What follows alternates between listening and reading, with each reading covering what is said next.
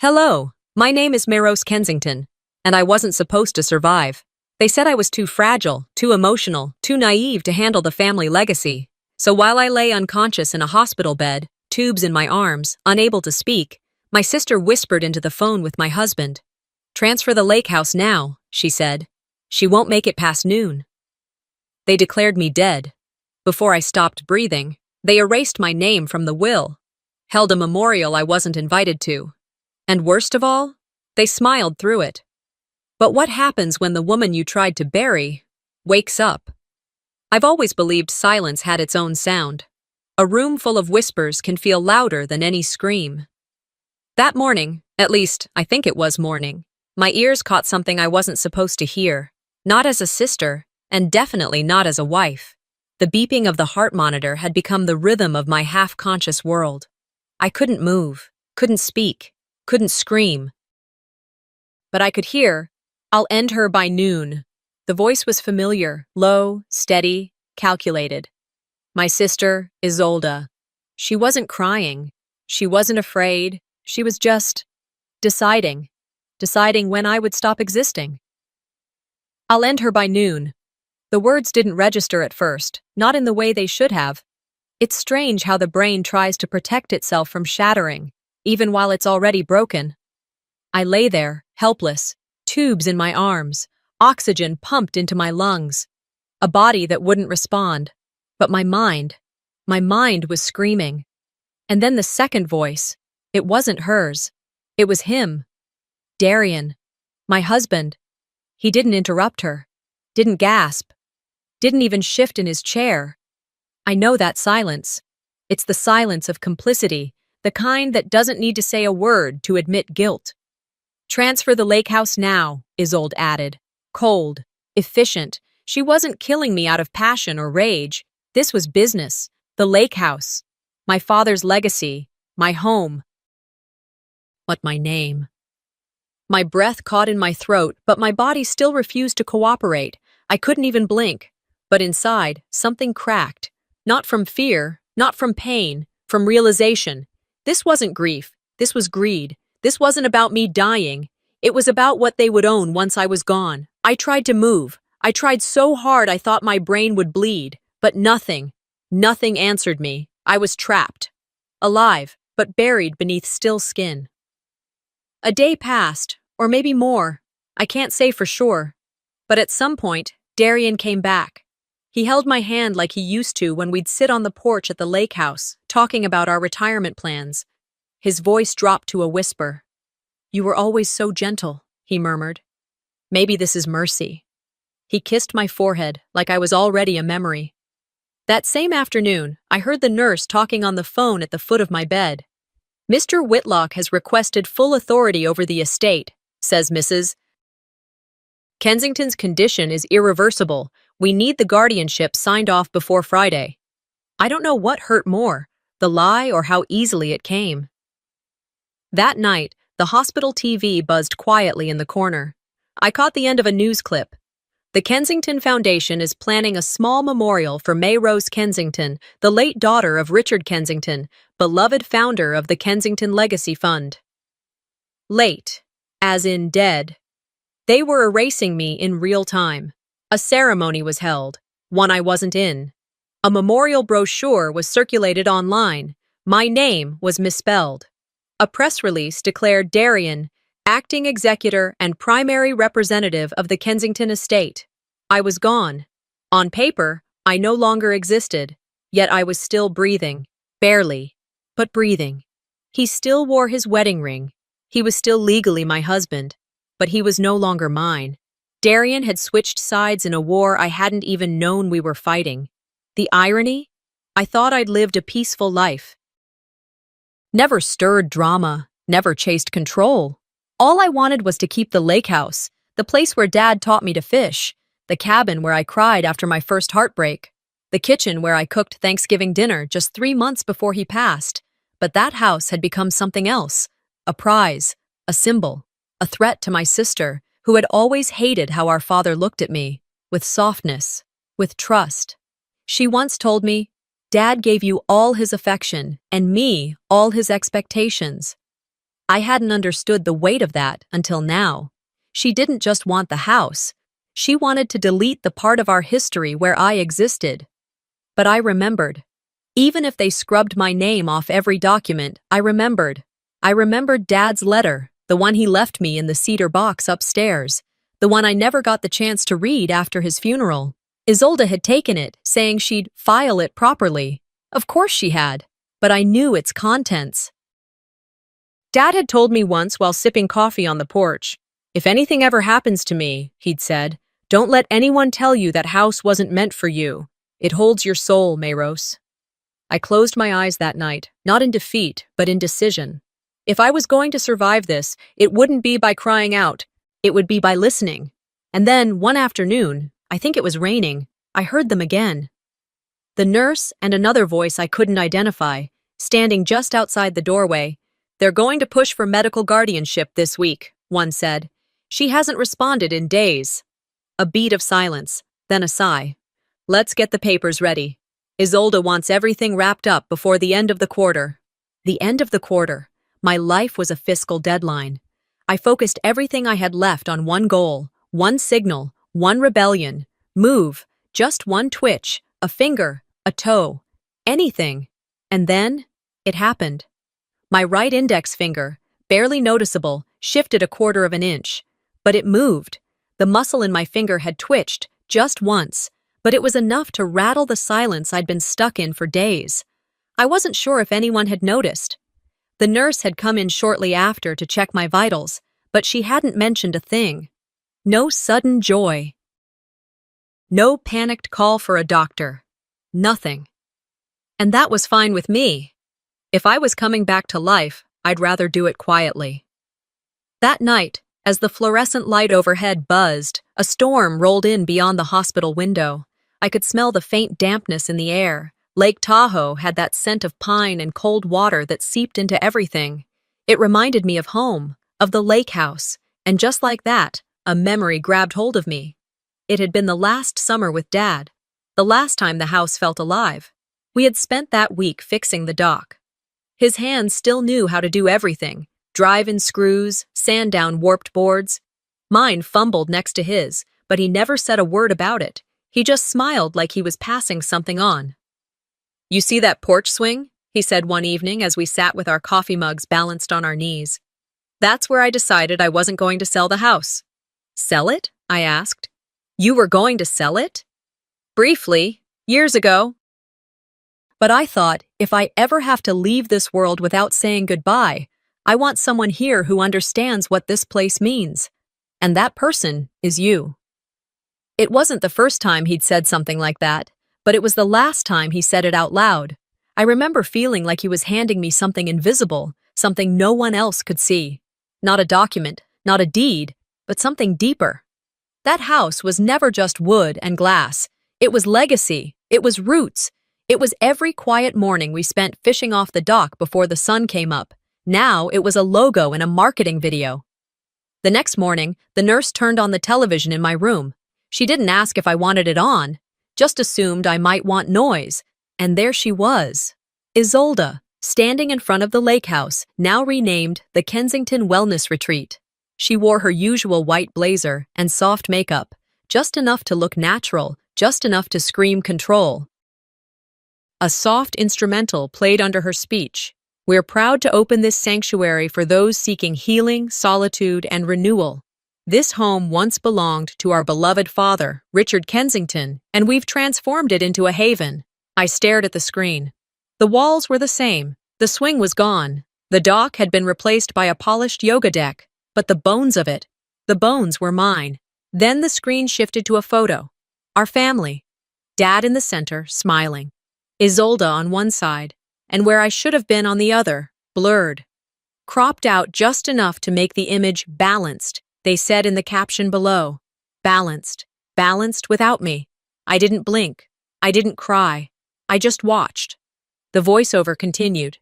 The Kensington sisters shared many summers here, especially Isolde, who helped maintain the grounds and stood by our father's side in his final days. A bold-faced lie. I was the one who had slept beside him during his last week, helping him to the bathroom, cleaning up the medication charts, checking his oxygen levels. She'd flown in the day before the funeral with dry eyes and a speech already printed. And now, not only had she rewritten the present, she was rewriting the past. You erased my face. You erased my name, but not my memory. My chest tightened. My breathing quickened. The monitor beeped louder for a second, and the nurse stepped in, glancing at the machines. "You okay, Ms. Kensington?" she asked, as if I could answer. I focused on slowing everything down. I was no use to myself if I lost control now. When she left the room, I tried to move my hand again. This time I could lift a few fingers. Progress. My mind kept returning to the photo, not because they cropped me out, but because they had the audacity to leave the rest of it intact, like I was a stain they could just blur away. A knock at the door interrupted my spiral. And a different nurse walked in, this one older, with calm eyes. She held a folder in her hands and approached slowly. "This was left by the Foundation's legal office," she said, placing it gently on the side table. "The attorney will be by tomorrow for signature." She didn't linger, didn't make eye contact, just turned and left. I stared at the folder. They were pushing guardianship paperwork, meaning they had already assumed I wasn't coming back, that I wouldn't fight. Isolde wanted this done before the quarter closed. That's how she thought. Clean, strategic. Erase me from the books by Friday, report it as progress by Monday. I turned my head just enough to look at the window. Outside, the rain had stopped. The clouds still hung low, but there was a break in them, a shaft of light hitting the pine trees. A tear slipped from my eye, not from sadness, but from restraint, the kind of tear that burns. Inside, I wasn't grieving anymore. I was igniting. They thought they buried me, but they didn't know they planted something instead. The note sat on top of the folder, like it was waiting for me to open it with purpose, not fear. My hand trembled as I pulled it out and unfolded the paper slowly. The handwriting was neat. Too neat. Not the quick, almost illegible scribble I knew belonged to Dr. Mathers, the physician who'd treated my father for years. This name? I didn't recognize it. And the signature next to it, something about it felt off, forced, unnatural, like someone had traced it instead of signing it. The more I stared at it, the heavier the air in the room felt. Someone had gone through the trouble of forging a doctor's certification, not just any certification, one declaring me mentally unfit. That meant they were building their case piece by piece, dressing it up to look clean and legitimate. They were trying to make it impossible for me to fight back. And yet, I was still here. I shifted in bed, every muscle resisting me like it was made of rusted iron. I'd been lying still for too long, my body slow to answer the commands my mind screamed out. I forced my fingers to wrap around the folder, then pulled it close enough to flip through the remaining pages. That's when I saw it, a copy of a new will, one I'd never signed, one I'd never even seen. And the line that broke whatever part of me still wanted to believe this could be fixed quietly.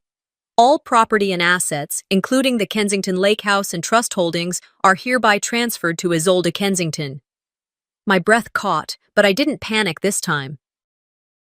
I didn't scream inside my head. I didn't cry. I counted. I counted how many pages the folder had. I counted how many lies sat between those covers.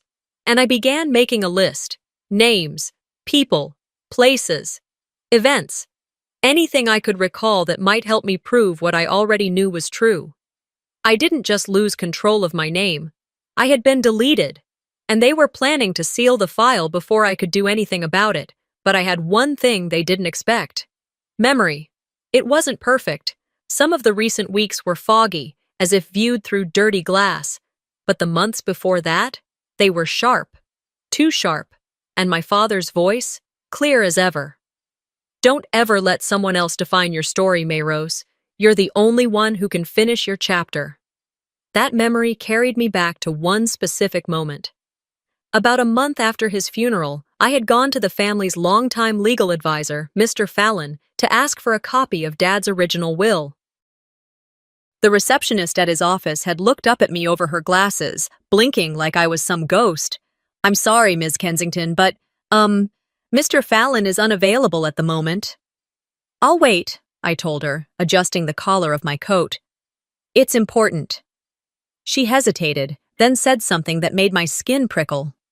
I think you may want to contact your sister about this. She's handling all estate access now. I narrowed my eyes. No, I want to speak with Mr. Fallon. He knows my father's intentions. I just want to review the documents myself. A few minutes later, another woman, someone from legal maybe, came out to the lobby with a thin, nervous smile. Hi, Ms. Kensington. Unfortunately, due to some updated psychiatric assessments recently submitted, we're not able to share any of the estate documents with you at this time. I froze.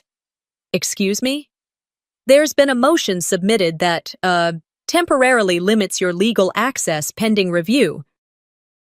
It's procedural. Procedural? I snapped. Based on what?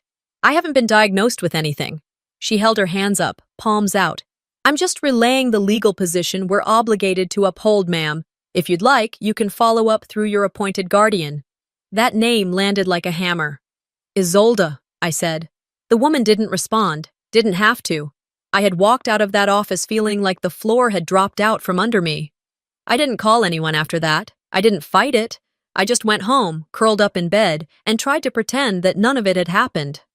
Now, I regretted that silence more than anything, because that moment, that was when they had taken the first step in wiping me from every record that mattered. According to every file in the hospital, in the bank, in legal archives, I was gone, mentally incapacitated, unfit to make decisions, subject to guardianship under my sister, and now propertyless. That wasn't incompetence. That was intention. A knock pulled me out of the thought. The same nurse as before stepped in, holding a tray of breakfast I couldn't stomach. Anything I can get you, Miss Kensington? She asked gently. I nodded slowly, then struggled to speak. It took effort. A dry cough escaped before I could get a word out. Do you have a phone? I rasped. Her eyes widened slightly. Yes. I can have one brought to you. I nodded again. She left quickly, the door clicking shut behind her. The moment it closed, I pulled the folder closer and tucked it under the blanket beside me. My muscles were aching, but adrenaline was doing its job. I didn't have much time. Isolde wouldn't let this drag out. The papers, the lawyers, the medical reports, they were all lining up for a final strike. But she made one mistake. She didn't count on me waking up in time. I turned my head to the corner where a nurse's rolling cart stood, unattended for just a few minutes. On the top, a pair of latex gloves and a keycard. If I could get into the hallway, if I could find someone, anyone outside of her influence, a janitor, a volunteer, someone not on her payroll. It wasn't about running away. It was about being seen again. Before they buried me alive in paperwork, I had to show them I was still breathing. I stared at the sticky note resting inside the folder the nurse had delivered. The ink was thick, like it had been pressed onto the paper with more force than necessary, more spite than care. The handwriting was unmistakably hers, Isolde's. Erase this if you can. The document beneath it, my birth certificate. The original, not a copy. Still intact, still valid, still stating my full legal name in black and white. A name that had apparently become inconvenient. She hadn't left it here by mistake. It was a message, and not a subtle one. I sat in silence long after the nurse left. Outside the hospital window, the clouds were beginning to break apart, a patch of blue peeking through. It didn't match the weather inside me. Something colder than snow was spreading through my chest. They didn't just want my name, they wanted my death, and now, apparently, they had it. The next morning, the TV in my room, always on for background noise, never by request, switched to a local news channel. I barely looked at it until I heard my name, not the way you want to hear it. The Kensington Foundation, now under the sole leadership of Isolde Kensington, celebrates its expansion this weekend with the official opening of the newly renovated wellness retreat. A video clip began rolling. The lake house, my lake house. But it wasn't mine anymore, not in name, not in spirit. The porch had been stripped, the cedar exterior painted white. The old wind chime Dad hung above the front steps was gone. The place looked hollow, like it had been robbed of something sacred. The voiceover continued, casually devastating. This transition follows the tragic loss of Mayrose Kensington, younger daughter of the late philanthropist Richard Kensington, who passed away last month. The remote slipped from my hand and hit the floor. Passed away. I was watching my own obituary unfold on morning television. The anchor's tone didn't match the gravity of the words. It was chipper, polished. The ceremony this evening will include a dedication in her memory. Guests are expected from across the state, including leaders in finance, real estate, and mental health. They'd wrapped it up in ribbons and sold it as a story of healing. My death, fictional as it was, had become their branding. I leaned back in the bed, trying to breathe slowly. Every nerve in my body felt like it had been dipped in acid. And somehow, the beep of the monitor only made it worse. I wasn't just being written off, I was being turned into a talking point. And that night, they did it again. The gala streamed live on the Foundation's website. The nurse, unaware of the knife it would drive through my ribs, left the laptop on the tray beside me. Said it might cheer me up. What I saw nearly made me pull the IV out with my own hand. There she was, Isolde. On stage. Hair curled perfectly, dress the color of snow. She was smiling like grief had shaped her into someone wiser, someone more worthy. Mayrose, she began, was the gentlest of us, quiet, thoughtful, fragile. She loved that word. It let her mourn me without honoring me. She struggled with so much in her later years, but we hope that in this house, her spirit finds peace, that her legacy is one of resilience, not regret. Regret? Was that what she'd tell them about me? That I'd faded away in shame? The guests applauded politely. No one questioned her version of events. No one paused to ask why there hadn't been a funeral, or why there hadn't been a death certificate made public. The story was too neat, too pretty. She didn't just remove me from the will. She had remade me in her image, a cautionary tale. But I had my own tale to tell, and it wasn't over.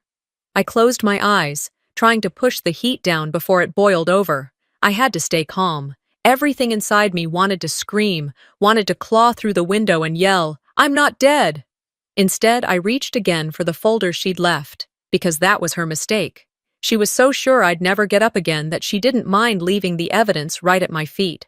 My fingers traced over the edges of the birth certificate, over the signature, over my name. This wasn't a legal document anymore. This was a declaration of war, and it reminded me of another time. Weeks before the accident. Back when I still thought reconciliation was possible, there had been a dedication event for the expansion of the foundation, a small ceremony, public enough to show face, but not glamorous enough for major press. I hadn't received an invitation, but I showed up anyway. Quietly, respectfully. I just wanted to be present. When I checked in at the front, the woman at the desk looked confused, scrolled through her tablet. Then she nodded, handed me a name tag from a stack, and said, "You must be with the vendor staff." I glanced down at the sticker in my hand. "Support staff, Emily Kensington." My chest tightened. I politely corrected her. "It's Mayrose." "Oh." She looked back at the screen, scrolled again, then shrugged. "That's the only Kensington we have." I didn't make a scene. I stuck the badge on anyway and walked inside. I stood in the back, behind the chairs, while Isolde gave her speech. She praised Dad, praised herself, gave a nod to Darian, calling him instrumental in helping carry out the Foundation's vision. My name never left her lips. She never even glanced toward the back of the room. But when the crowd began mingling, I saw her make a beeline toward the coordinator. She whispered something quickly. The woman glanced at me, then back at Isolde. A few minutes later, I was gently asked to stay in the service area. "There's just not enough space in the main floor," she said, eyes apologetic but firm. I left without arguing. At the time, I thought maybe it was just a mistake. Now I knew better. It had been a dress rehearsal for my disappearance. Back in the hospital, the door opened again. I turned my head slowly. The nurse stepped in, looking uneasy. "You had a visitor earlier," she said, avoiding my eyes. "She said she was your sister." My stomach sank. "She didn't want to wake you. Just asked us to leave something." She placed another folder on the tray beside me. This one was thin, just one document. I opened it.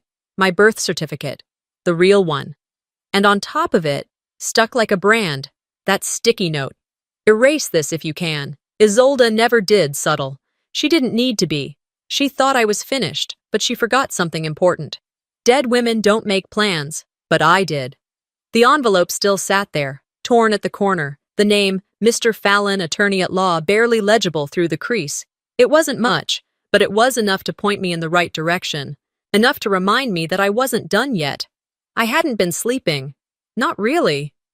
My eyes closed when the nurses dimmed the lights, but my mind stayed alert and calculating. I wasn't a woman mourning her reputation anymore. I was building a case, one piece at a time. A few days had passed since the last blow. The news story, the fake eulogy, the birth certificate with the sticky note that mocked me. Each moment since had been slow, heavy, and exact. I hadn't moved fast because I couldn't, but I moved deliberately. When a nurse left her tray behind after changing my IV bag, I waited 5 minutes, then inched my hand over and slipped the small voice recorder out of my drawer.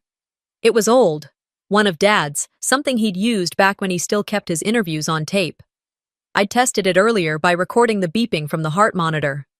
The playback came through clean. I slid it back under my mattress, careful not to nudge the pressure pad that alerted staff if I tried to get up. I'd tried once and ended up with 2 nurses and a physical therapist swarming me within minutes. No, I couldn't move yet, but I could listen. They came in around 11 cats. Well, I knew they would.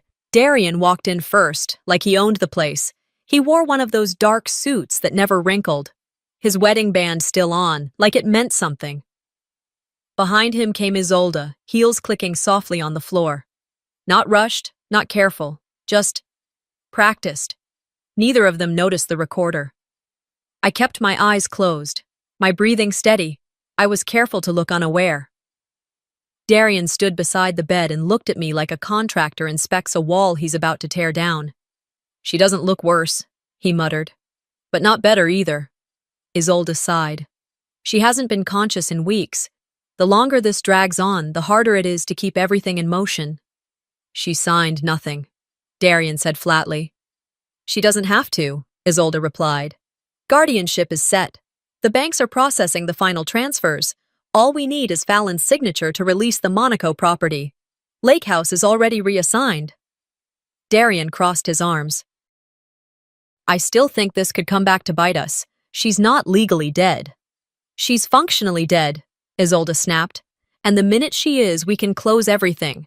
Fallon's still loyal to the family. He won't risk blowing it up now. There was a pause. Then Darian asked, quieter, Are you sure she didn't leave a backup somewhere? A note? A file? Isolde scoffed. She barely knew how to sync her phone to Bluetooth, Darian. She was a good daughter, a sweet wife, but she was never the one who thought ahead. They laughed, and I smiled, internally, because they were wrong.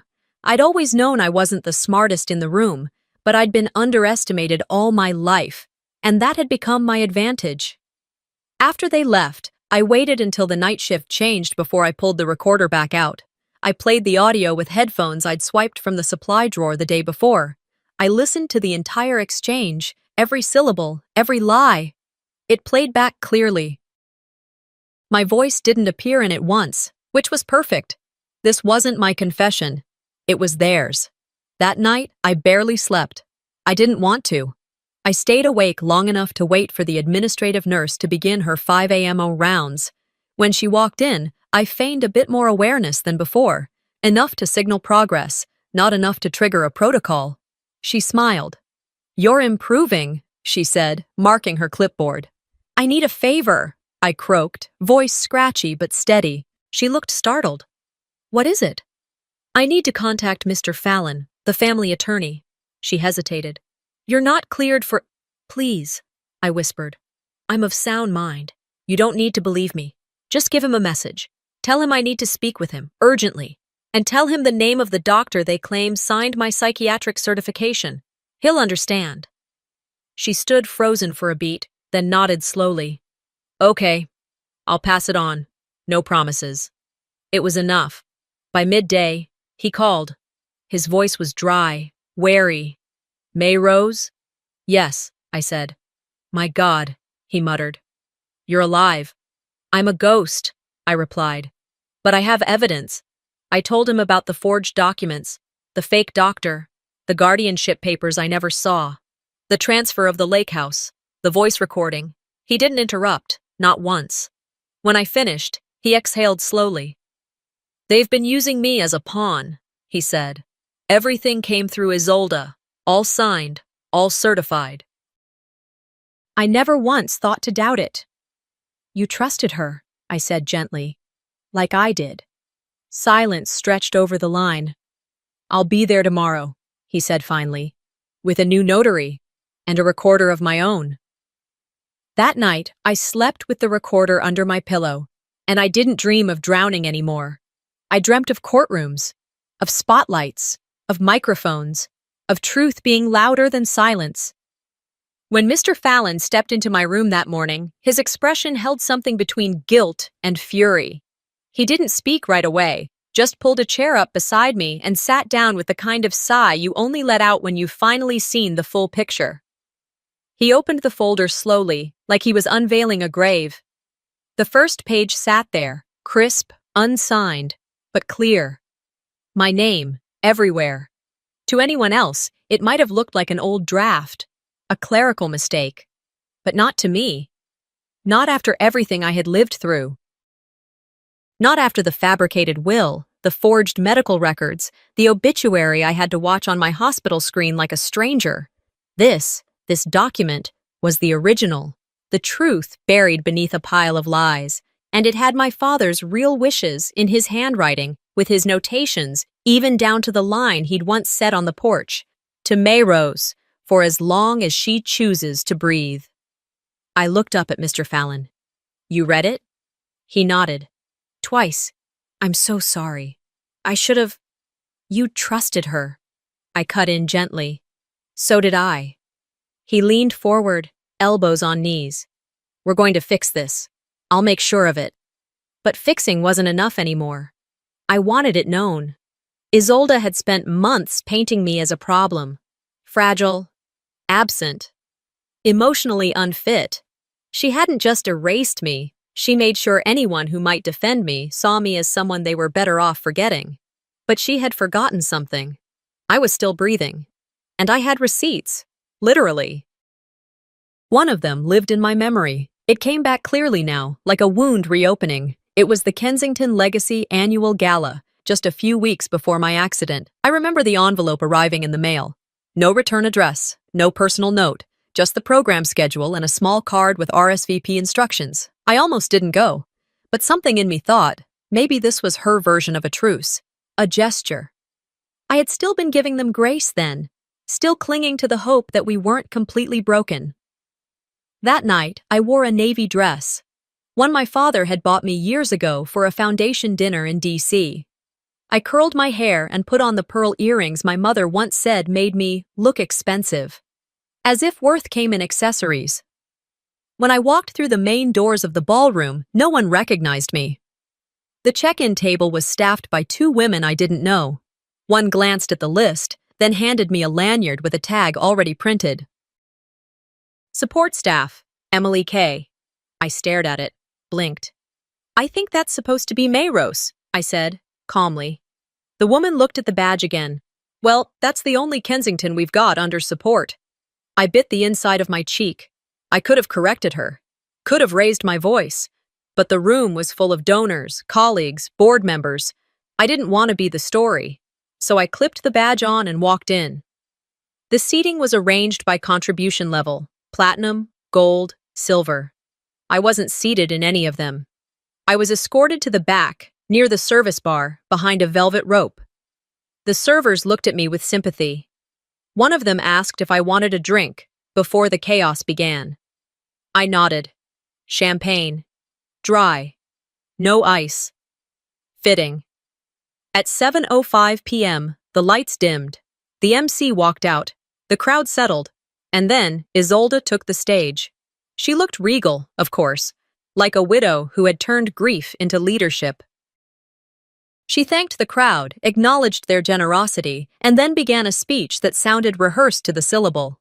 "We are here to celebrate not just a building," she said, "but a vision, a legacy, a future built on strength and compassion." She named herself as the architect of the new direction. She named Darian as the executor of logistical operations. She named Sylvia, my former college roommate, as the foundation's communications director. She named everyone, except me. I had designed the original endowment structure for the foundation. I had co-written the bylaws. I had worked unpaid hours drafting grant strategies just to keep Dad's vision alive when the market was shaky. And I wasn't even a footnote. I watched it all from behind the velvet rope, a ghost, in a room I helped build. When the speech ended and the applause rang out, I unclipped the badge and left it on the empty bar counter. I didn't say goodbye to anyone, didn't ask for my parking validated. I just walked out. Now, sitting in this hospital room, that memory hit different, because I finally understood. That night wasn't a miscommunication. It was the start of the burial. And they thought the last shovel of dirt was the fake obituary. They were wrong. Mr. Fallon cleared his throat, pulling me back. "There's more," he said, flipping through the folder. "Copies of bank transfers, drafts of medical filings, letters of guardianship, all signed, all timed perfectly." He looked me dead in the eye. "She's been planning this for years, Mayrose." I nodded slowly. "So have I whispered. He blinked. "What?" I reached into the bedside drawer, pulled out the recorder, and handed it to him. "Play the file labeled Noon." He did. The room filled with the voices of Isolde and Darian. "Before the body goes cold." Already reassigned the house. She was never built for this. When it ended, Fallon sat back, stunned. "You've got them." "I do." He smiled. An honest, slow smile that almost made me feel like myself again. "We take this to court, publicly," he said. "Yes," I said, "but not before we remind them." He raised a brow. "Remind them of what?" I met his gaze. "That I'm still breathing." The minute Darian left my hospital room, I pressed the nurse call button. Not for medication or comfort, but for a pen. A simple pen. I needed to write everything down while it was fresh, before the adrenaline faded and my mind started second-guessing itself. He hadn't raised his voice. He didn't slam a door or accuse me. But the way he'd said it, "You're going to destroy everything," was a confession in its own right. Not regretful, not frightened, just tired. Like a man watching a sandcastle erode in a tide he thought would never come. I scribbled his words in the margin of a notepad Mr. Fallon had left behind and underlined the one that stood out most. Everything. That was the word he clung to. Not me, not my health, not even my name, just everything. As in the estate, the control, the image they'd spent years curating. The story of Isolde as the grieving daughter, Darian as the loyal husband, the money, the properties, the power. But that illusion was cracking, and now they knew it. Later that evening, as I sat propped up in bed, Fallon returned with a folder that looked like it had aged 5 years in his hands. The corners were bent, the paper inside stuffed with notes and legal inserts, and his jaw looked tight, like he hadn't unclenched it in days. "They're moving fast," he said without preamble, "trying to drown this in countersuits before it even makes it to court, but we've got one shot to freeze everything before they liquidate the last assets." I nodded slowly, absorbing the weight of it. "Then we don't wait. File it." Fallon met my gaze. "You understand this will get ugly. Your sister is bringing witnesses, including Sylvia." That name cut deep. Sylvia Cortez. She and I had been inseparable for a decade, college roommates, maid of honor at her wedding, the kind of friend you call first when something's wrong, even if you don't know what yet. Until last year. We hadn't spoken since the fundraiser where she sided with Isolde during a heated debate over foundation spending. I thought we'd left it behind as a professional disagreement. Apparently, I was wrong. "She's testifying that you were unstable," Fallon added. "Emotionally erratic. That you made threats during your final board meeting." "She's lying," I said flatly. "Of course she is, But perception is currency, and Isolde's spent years shaping it. I stared out the window, watching pine trees sway beneath a dimming sky. The past year flashed in fragments, like broken glass I couldn't stop stepping on. Fallon, I said quietly, I never told you about what I found at the lake house. He raised an eyebrow. What do you mean? A week before the accident, I began. I went there alone. I didn't tell anyone, not even my housekeeper. I needed space. Something didn't feel right. I wanted to read Dad's letters again, to reconnect with the version of him that hadn't been filtered through grief and lawsuits. Fallon leaned forward. I lit the fireplace that evening, I continued. It was cold, and the house smelled like mildew. I was flipping through a drawer of old bills when I noticed something in the grate, charred pages.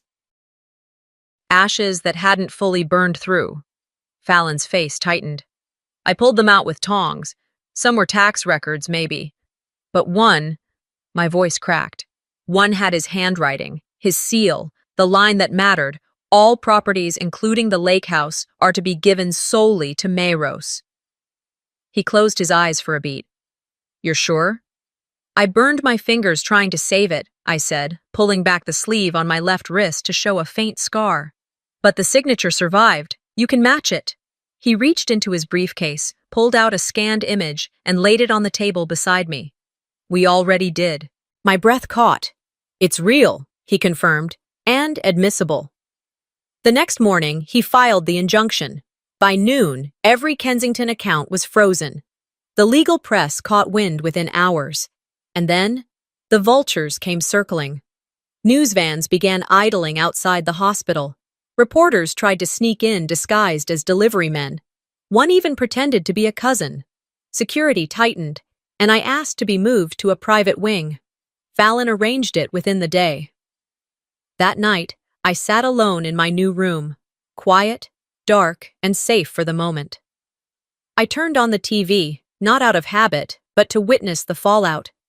On screen, a headline flashed.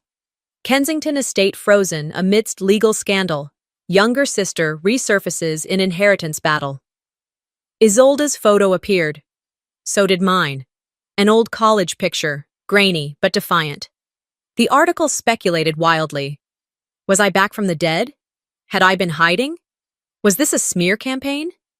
I let them guess. Let them twist themselves into knots. Because the truth was coming, and it was uglier than anything they could imagine. The next afternoon, the door to my room opened. Darian. He didn't knock, didn't even pause to wait for permission. His face was pale, less groomed than usual. The man who once measured every inch of his appearance now looked like he'd slept in his car. You're going to destroy everything, he said quietly. I didn't flinch. You mean the lie?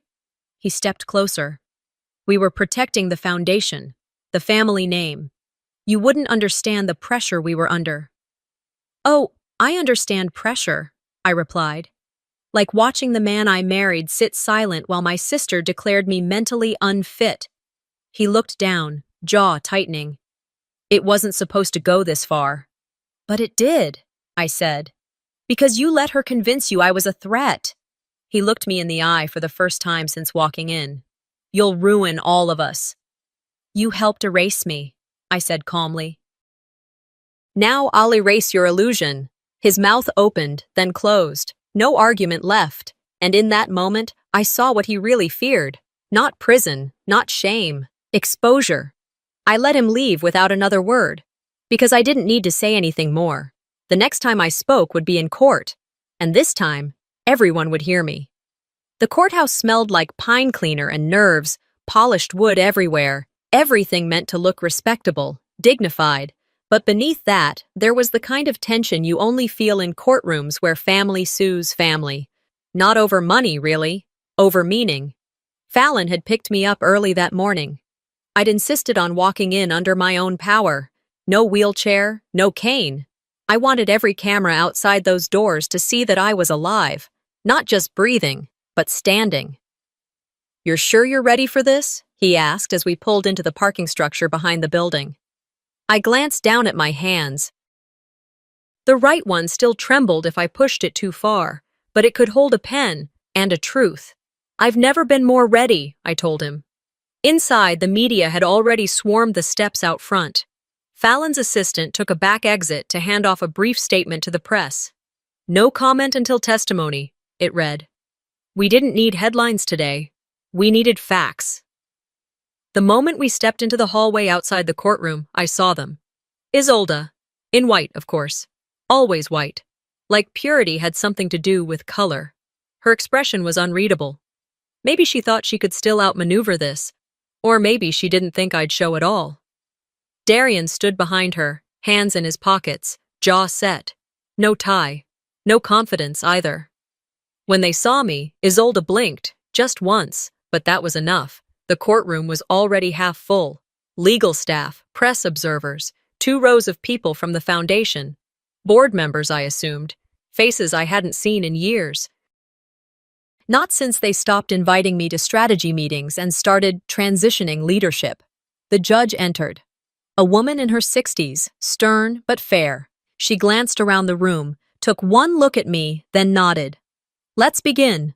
Fallon stood and began with the basics. Timeline, chain of events, medical guardianship granted under false pretense, forged psychiatric evaluations, questionable real estate transfers.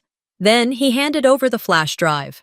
"Your Honor," he said, "you'll hear audio of a conversation between the defendants. This recording was captured at Tahoe Medical Center without their knowledge, but within legal limits as Ms. Kensington was the subject of the conversation and retained full rights to her own room." The judge plugged in headphones first, listening alone. Her expression didn't move. Then she looked to the court clerk. "Play it aloud." And suddenly, their voices filled the room. Isolde. "She won't make it past noon." Darian. "Transfer the lake house now."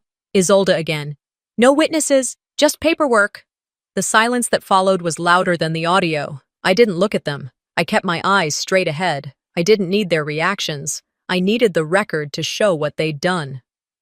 "Ms. Kensington," the judge said, looking at me directly now, "would you like to say anything?" I stood.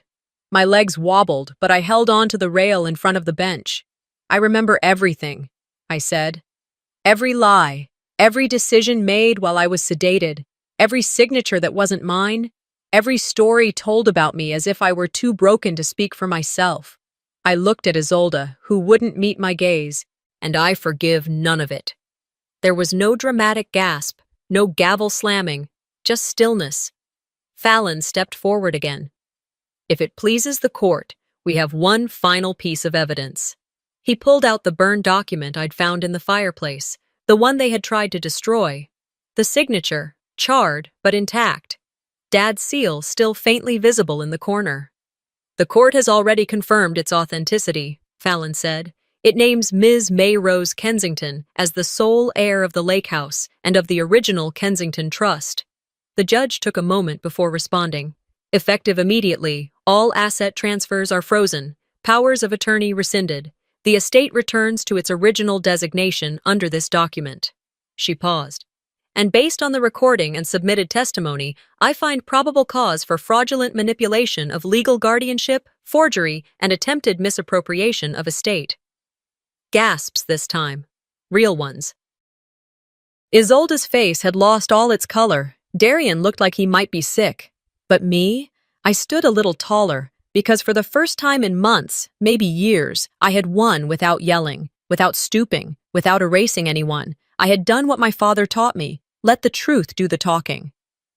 As the bailiff moved to gather documents, the judge stood to leave. Court was adjourned. I gathered my things slowly, not rushing. The cameras would be waiting outside, but I wasn't walking out for them. I was walking out for me. Isolde rose, but before she could turn away, I met her eyes. "You plan to end me by noon," I said, voice even. "But this is your midnight." And then I walked out, past the press, past the curious eyes, into the fresh California air. No reporters called my name. No one shoved a mic in my face. They didn't need to, because today I didn't just speak. I was heard. After that final sentence in court, after the cameras had left, and the reporters had packed up their microphones, I went back to the one place that never lied to me, the lake house. It was quiet when I arrived, not the eerie kind of silence, but the kind that makes space for breath. There were no more men in suits trying to appraise it, no more assistants repainting the shutters white, no smell of lavender-scented brochures stacked on a welcome table. It was just the cedar walls, the creaky floorboards, and the memory of my father's laughter echoing faintly through the breeze. Isolde had been sentenced to 8 years. Fraud, conspiracy, falsification of medical records.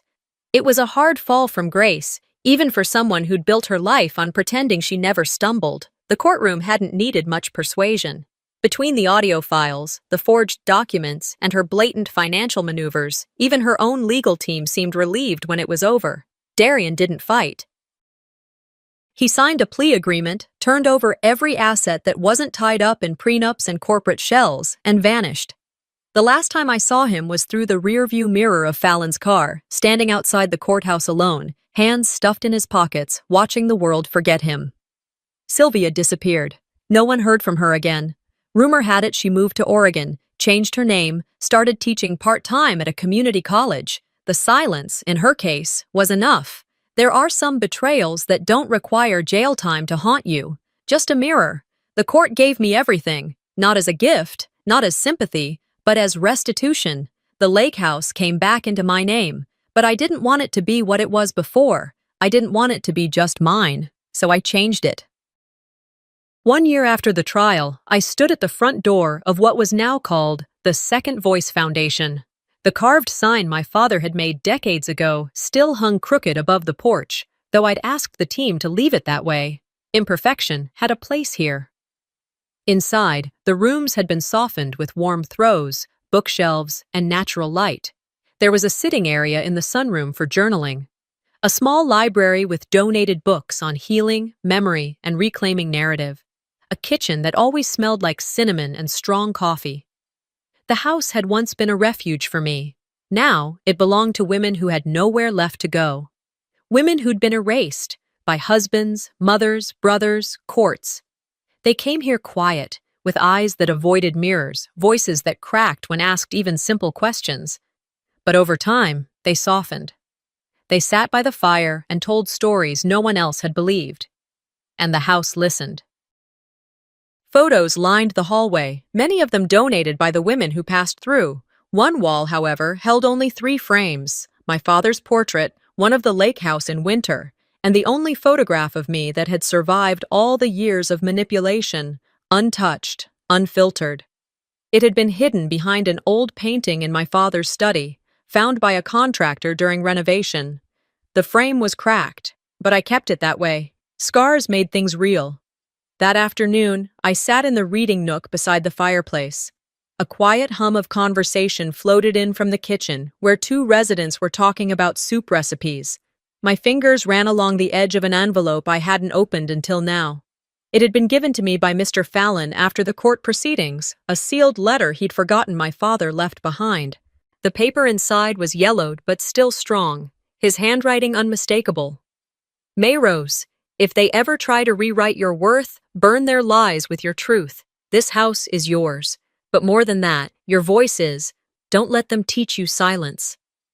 Love, Dad. I didn't cry. Not because it didn't move me, but because it filled me instead. His words didn't reopen wounds. They sealed something old. Not the pain of betrayal, but the part of me that once believed I needed someone else's permission to be seen. Later that evening, a new resident arrived. She was younger than most, maybe in her late 20s, with shoulders hunched forward like they were trying to disappear into her chest. A social worker had dropped her off and said little, just that her case was complicated, that she'd been sent from 3 other shelters, that she hadn't spoken more than 10 words in 2 weeks. I met her at the door myself. She didn't look up when I opened it. Just clutched the strap of her duffel bag like it was a life raft. "Hi," I said softly, stepping aside. "You're home now." She blinked at me, confused. I walked her through the hallway, showed her the bookshelf, the fireplace, the chair by the window that everyone fought over on sunny mornings. Finally, we stopped in the kitchen. I poured her a glass of water, handed her a folded paper with the daily schedule, and set a small card on the counter. It read, Your story matters here. She stared at it, unmoving. I didn't push. Before I left her alone, I said, "They tried to end me too. But you don't end with their silence. You begin with your truth." She didn't answer, but her fingers, shaking, tentative, reached for the card. Outside, the wind moved gently through the lavender field that now bloomed where the old tennis court used to be. The lake shimmered just beyond the trees, and I sat by the window, watching it reflect a sky that had once felt too heavy to bear. My scars remained, but so did my name, so did this house, and so did I. Some wounds don't leave bruises, they leave silence. But silence, when broken by truth, can rebuild everything they tried to destroy. This story isn't just about revenge, it's about reclaiming your name, your voice, and your worth, when even the people closest to you try to take it all away. Have you ever been treated like you didn't matter by your own family? Tell me in the comments. Your story might help someone find the strength to speak up. Don't forget to subscribe for more powerful stories like this one. Your voice deserves to be heard too.